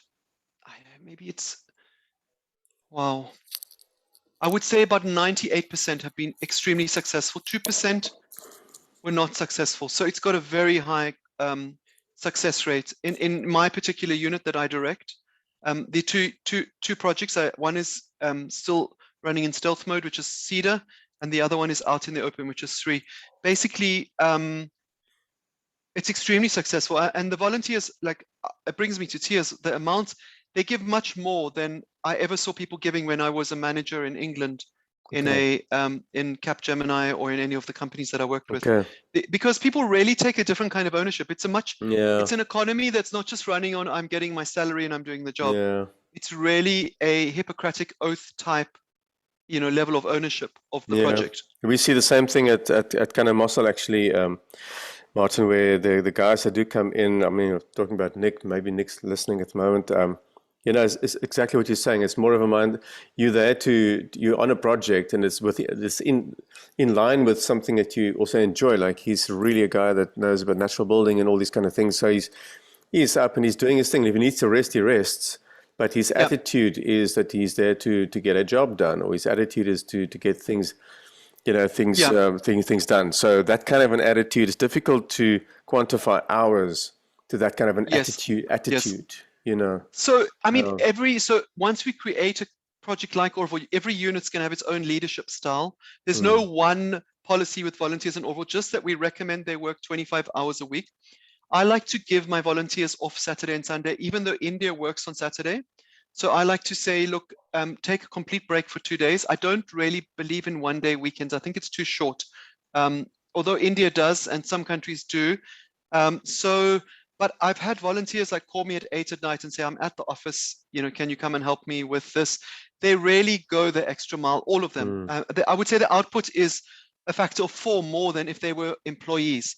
And it brings me to tears sometimes, like when I mean, that's why, like, nothing that I do is what I do. I'm just really a channel for things that are happening. Tesla's a good company commercially because you see people do it. Obviously, it's very competitive and cutthroat, and there's a lot more risk because it's a business. But you do see the employees taking ownership of doing a transition to electric cars. I was an early adopter with EVs from 2007, and people used to think I'm crazy. Now you have countries like Norway where it's the majority of cars are becoming EVs. So, and obviously, you know, no one wants bad air to breathe. It's just a no-brainer. No one wants to breathe polluted air. It's like. Okay, guys, how about some more questions from anybody else? Or comments, something that's really close to your heart that you want to share about your view? Yes, please. Kevin, go for it. Yes, thank you very much, Martin. That was absolutely fantastic. You've really lit a fire within me. In the South African context, how are we able to not have a whole European kind of look to these eco-villages and bring more of the indigenous people into these type of systems? In the South African context, how do we make the eco-villages diverse, basically, is your question, and reflective of South African demographics? Yes. Well, Oroville is 50-50, so it's 50% Indian and 50% everything else, and that's 60 countries around the world. I think you just do it, and I mean, if you bring the right people, there will be no question that it's going to involve. I mean, if you start it with the right vision and the right people in the beginning, that it's not exclusive, and you start outreach, because obviously demographically, there's certain demographic groups that were extremely disadvantaged in South Africa. So you've got an extreme situation, but India also has that. It has disadvantaged people. They've got similar social issues to South Africa. It was a British colony. It got its independence around a similar time to South Africa.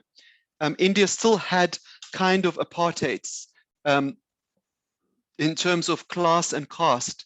So I think if you just use the Oroville model, it will naturally become diverse. Oroville is extremely diverse, and it's also got an African pavilion with people from Africa. So you actually want it to be an international project in South Africa. You don't just want it to be South Africans only.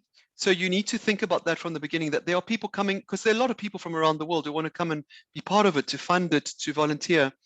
The other thing is that if you build non-discrimination into it from the beginning, which you can see Oroville has at one of the guidelines, non-discrimination, then it will grow as a non-discriminatory place. And you should not really be seeing, we all came out of Africa and we all came from the San people. Every single one of us is a San. You might have lighter pigment because your ancestors were at a higher latitude for a little bit of time, but we are all San. So as long as you are aware that you are a San as much as me, then you're going to stop seeing race or country. End of story. I've got to quickly barge in there with Trevor. Did you watch the Trevor Noah show once when he? No. He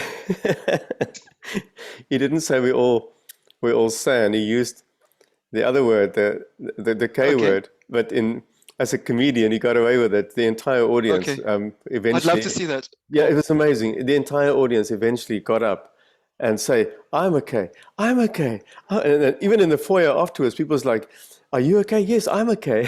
So it's like, anyway, sorry, I just had to toss that in there. Oh, okay. Kevin, I want to ask you something. You're not related to Ryan Rack at all? Yeah, that's correct. Yes, and I think I went to school with Ryan Rack in Muizenberg Junior. I was in school with your sister, Debbie. Oh, brilliant, brilliant, wow. Brilliant. Wonderful, wonderful. Great. That's amazing. Nice to see you here. Philip's got his hand up. With the San, and I also been learning the languages. I'm been studied at UCT to do the Khoikhoi Gabab. Okay, and then with Bradley van Zitters, and there was a June, and okay, brilliant. Yes. Wonderful. And then I do work up with the Kamani. I do mediation with them, and I do work with the Nauru San in Botswana. Absolutely beautiful. Beautiful. You must know Kerry Jones then also. African tongue? Yeah. Yes, certainly. Yeah. Brilliant. So I'm working with the San and Khoi units at UCT, helping them with the digital archive. Oh, wow. I've got so much video and interviews that I've been taking as I've been traveling around. In fact, recently now with the very kind gentleman, Hugh, we were able to record stories of 100-year-old Khoi Sinner and medicine man, doctor. Wow. Beautiful. If you want to share that with the UCT project, then just be in touch afterwards. Thank you. Okay. I'll do that. And I'll tell my sister I met you. If you do, I actually need to speak to your sister sometime anyway. So okay, brilliant. Just WhatsApp me. You can get it from Joe. He's got my WhatsApp. Yeah. Okay. Thank you. Great stuff. Great, Philip, you have your hand raised. I'm Martin. Yeah, I just was wondering if someone were to come to India and South Africa, let's say I came to India and I volunteered for a year, how would it work with visas and citizenship or that type simple. of thing? How does that work? Oroville has a special status for visa, which any community we do should also negotiate such a status in the country where it's domiciled. So you would go to SAVI, which is our our volunteer coordination group. You would speak to the team, then say, you choose where you're going to volunteer. Then the unit would give clearance, like they would approach me and I would say, yes, you can come and volunteer, Philip. And then they would send a letter that you take to the consulate or to the VFS in Cape Town. You'd get a 1-year entry visa. The good news is that if you in that 1 year decided to become an Aurovilian, you would be able to renew it in India. You don't have to leave India. So you can volunteer, you can come as a volunteer and then just stay on as a Aurovilian, basically. Okay. How does that sound? Is there at any point that you become an Indian citizen? I don't know about that because the issue there is India wants you to give up all your other citizenships. So I'm not sure people want to do that. It doesn't allow you to have dual citizenships. But okay. I do believe after n number of years, you can theoretically apply for Indian citizenship. But you need to think carefully about it because you got to give away whatever else you have. Yeah, only a South African, so it's not much to give up, unfortunately. Look, as a passport, some countries are easier. You got to weigh it up and do some research and see if you're going to travel. If you're just going to stay in India, then sure. I think it's 20 years. I've never looked into that. I do know some people have done that here, but I haven't actually got data on that. If you email me, I can look into it. Okay, no, it's just a quick thought. Thanks, Martin. Cool. Martin, I have a question around the current state on Earth with this reset, or however you want to phrase it. What is India's take on this, and how's the vaccinations going over there? And what is the general feel at Auroville? So I don't know if you guys are reading the Indian newspapers, but about a month ago, India said it's now an endemic, if I'm not mistaken. It's not a pandemic. I'm not an expert on that. We can bring someone on the sort of medical side, but India seems to have managed it quite well, and life is just pretty much normal around here. We are aware there's a pandemic out there, but India seems fine for now. I don't know what the future is going to be. I would say it's probably one of the better places to be in the world in terms of any crisis, because being in a community, you're not on your own. You've got your own production of so many things. Even if supply chains cut off, I read about the supply chain issues. We're growing our own rice. So my supply chain is the farm next door. And then my vegetables is the other farm next door. And my coconuts to make my coconut milk is the other farm next door. So I read about supply chain and I think, well, that's only relevant if you're not in a community. Yeah. And then there was, financial things are spinning out of control. We've got an internal economy based largely on a gift economy. So we're very much insulated. It's almost like being in the womb, a very beautiful womb. So when I'm here, I don't feel the negatives, and there are a lot of negatives of the world we've inherited.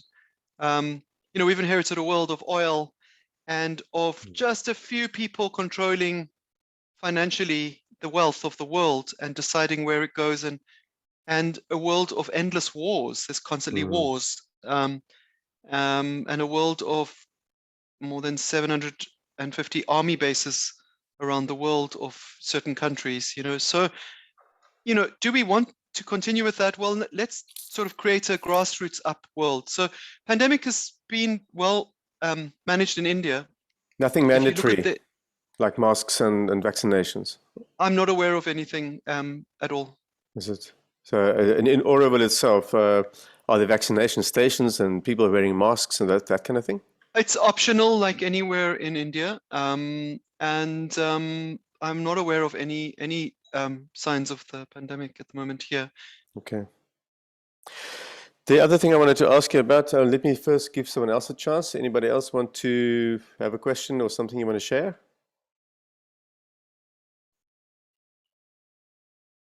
Okay, I want to ask about sociocracy and consent and consensus, your governance system. How's that playing out? Well, they're votes, and they're done by majority, basically. So when there's an important issue, everyone can have a say in it. One Aurovilian, and I believe even newcomers, has one vote. So It's a simple democracy. It seems to work well. When you have a democracy, what I call an enlightened democracy, where the majority of your people are well educated on issues and consequences and not just voting for survival or to support their best friend's buddy, democracy can work quite well. So that's, we basically, one of the issues in Orville is a lot of the really talented leaders don't want to go into the sort of administration and the bureaucracy of Orville.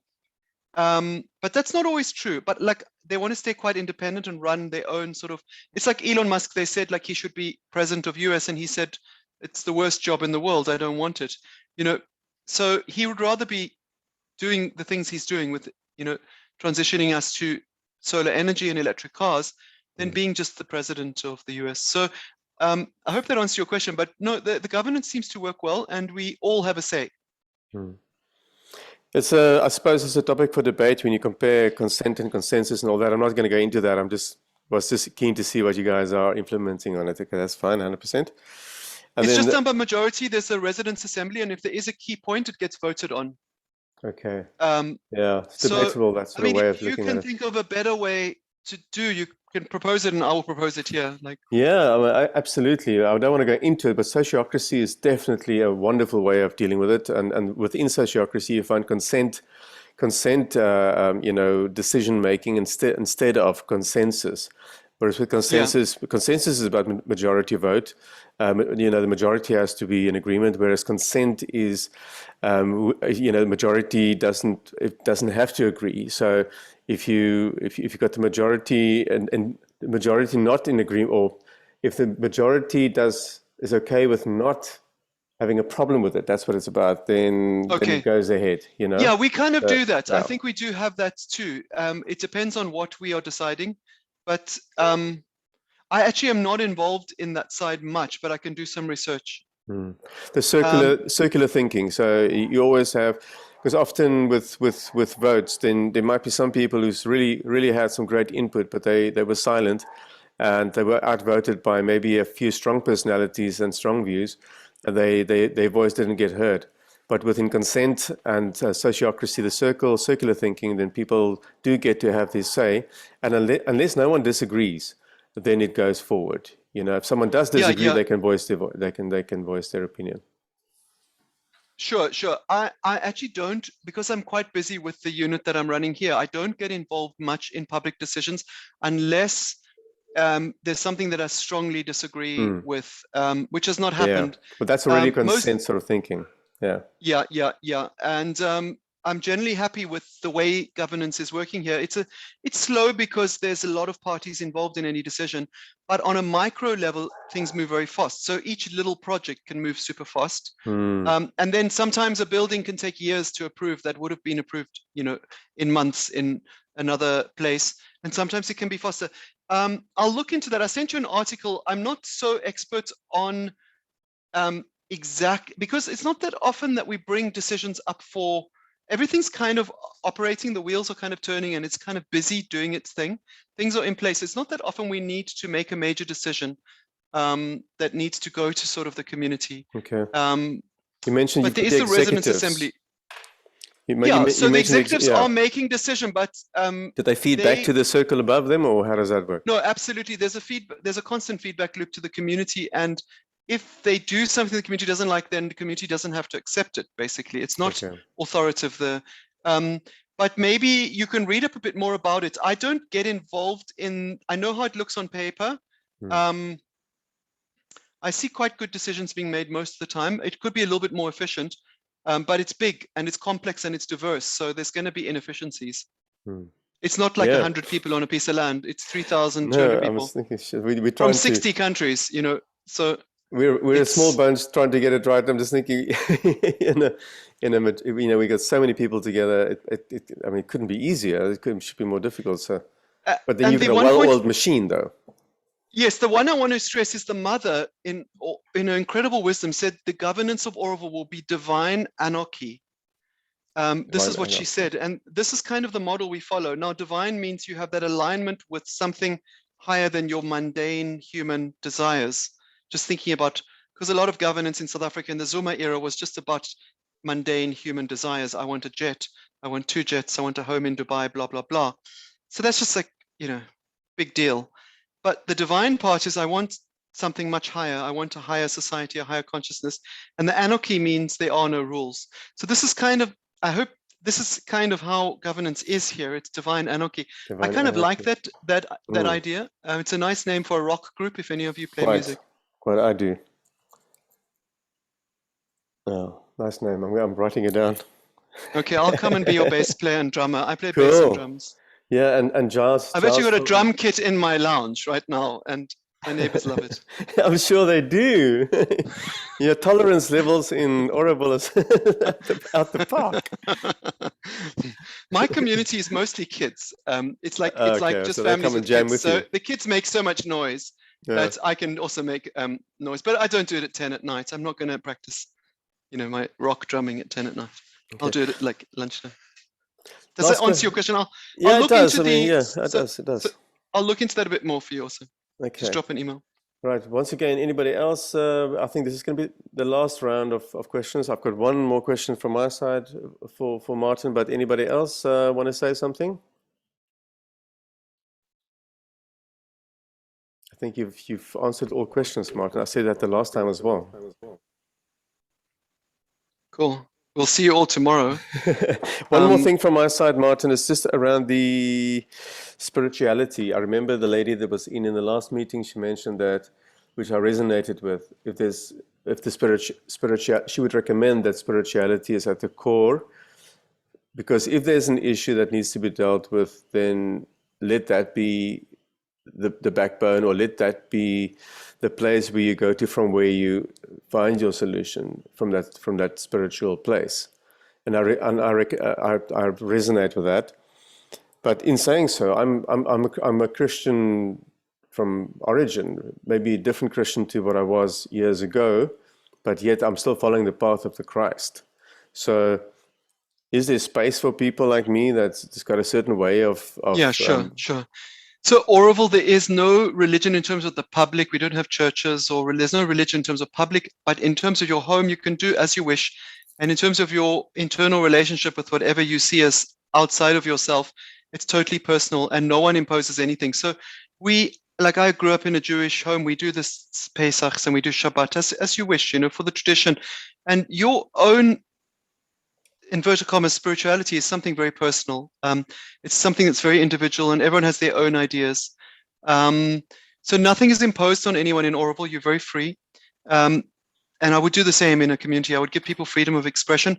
But obviously, if you want to go make a kind of community and now make, a church of Joe, and that's going to be the only church for the community, then that creates what I call a cult, basically. I'm saying, and the thing is that that's a choice. There are communities like that. I mean, they have been done, but they usually fail because it's too restrictive and it usually implodes upon itself, basically.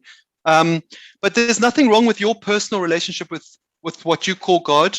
And there's nothing wrong with people living next door to you not having a personal relationship with God. And here I have my neighbor downstairs is Muslim, Christian, I'm Jewish, Hindu down there, Hindu-Christian marriage. We all get on fine because we have a common vision of what's called human unity. I think more than Jasmine was talking about spirituality, that's her very personal thing. And spirituality is kind of hard to define. It's something like soul. If you ask 100 people to define the soul, you'll get 100 different answers. And if you say spirituality, what is it to you? It's very different to you as it is to me. And then we have to, I'm a linguist, so I start analyzing and dissecting words. And then I go, spirit, what is spirit? Of course, spirit could be something in a whiskey glass, as you do know. So the thing is, these things, words have changed meaning over time. And then we have to go back in time. And India has this beautiful word, Atman. And then obviously in Christianity, it depends on which group of Christianity. Is it Orthodox? Is it Protestant? You'll have a different definition. Sure. But I believe all beliefs and non-beliefs should be tolerated as long as they don't impose violence or discrimination. So that's why in the vision of Oroville, there's no violence, there's no discrimination. And then get on with what you want. So there's no, obviously, if you only want a particular kind of person, then there is a kind of discrimination by default. If you only want, it goes back to Kevin's question about sort of demographics. So there should be no discrimination. There should be an openness, and people should align with the vision. It should not have nothing to do with what you were born, what church you came from. It should be, are you aligned with the vision or not? Yeah. So that vision document is your Rosetta Stone for all disputes and everything. It's critical to have that vision document. Yeah, absolutely. Cultures, I mean, do people group together in Oroville and form different kind of cultures, or? There are some group, like the people will group together, but then there's a lot of opportunities. Like we'll have a play with people from like 20 countries and it's speaking 20 different accents of English. So, because English is one of the national languages of India, and Hindi and Tamil in South India. And of course, the kids learn to be multilingual. They'll learn Tamil, they'll learn Hindi, they'll learn English at school, and sometimes French. Most kids will learn 4 languages here, which is great. It's super multicultural. We had Ukrainian music the other night. There's constantly, I always say it's like a spiritual Grahamstown festival 24/7, 365. If you love the Grahamstown festival as a kid growing up, this is like non-stop Grahamstown, and then you can actually live here. Yeah. The Grahamstown festival starts and ends. Yeah, you gotta go home, but there you can just stay on, carry on. You can just stay on and enjoy. Okay, Martin, thank you so much. I mean, thank you very, very much. And we're looking forward to tomorrow night's third part of the series, the last part of the series. Maybe you just want to give our listeners Kind of Sound Radio is listening at the moment. So we got some listeners in there, and we also have the Zoom room. Tomorrow night, same time, same place. Give us a bit of a foretaste of what's coming tomorrow night, Martin. So part 3, we're basically going to go very specifically into how to do this in South Africa. We're going to look in more detail into the actual implementation. And you should have enough tools after part 3. Part 1 was very introductory and telling you about Oroville, what's going on in Oroville. Part 2 was basically looking at how we're going to do it in South Africa. And part 3 is basically drilling deeper into actually doing it in South Africa. And what are the steps that we're going to need to take concretely to do it in South Africa. So it's really just going deeper. Each of the parts go deeper. And then our team will be here to handhold you. If you want to create a community, you've got the model, you've got the blueprint. There's going to be a website coming up in a week or 2, which will have a lot of tools and forms that you can use for your onboarding and so forth, just to give you like structures to, I mean, I see you've probably already developed a lot of this with KindaCommunity. You ask people, what do they want to contribute? So things like that, we've already got a form. And then let me say 2 months, the website, because we're busy working on it and websites always take longer. So that will be part 3. And yeah, if anyone has any questions, write to me at cedar, CEDAR, at oroville.org. Okay, so that's cedar@oroville.org. Is that right? Exactly. cedar@oroville.org. Okay, great stuff, guys. Thank you so much. And if you did not get that, you can always contact me at also at jo@vgsa.community. That's jo@vgsa.community. I'll get back to you on that as well. Forward you Martin's details as well. But join us again tomorrow night, 6:15 South African time, for the third part on how we can roll this out in South Africa and what's the steps forward. Martin, thank you so much for your time tonight. It was really amazing once again to hear you. Thanks, everybody. We'll see you tomorrow night. Have a lovely evening. Bye. Bye, Kevin. Thanks, Martin, and thanks, Joe. Bye. Really enjoyed those questions. Take care. Bye. Cheers, guys. Cheers, everybody. Right, also to our Kind of Sound listeners, thank you so much for tuning in. And this is going to be, it was an extended show. We will be finishing off by just saying good night to you. And you're welcome to tune in tomorrow night, same time, same place. We'll see you then. Adios, amigos.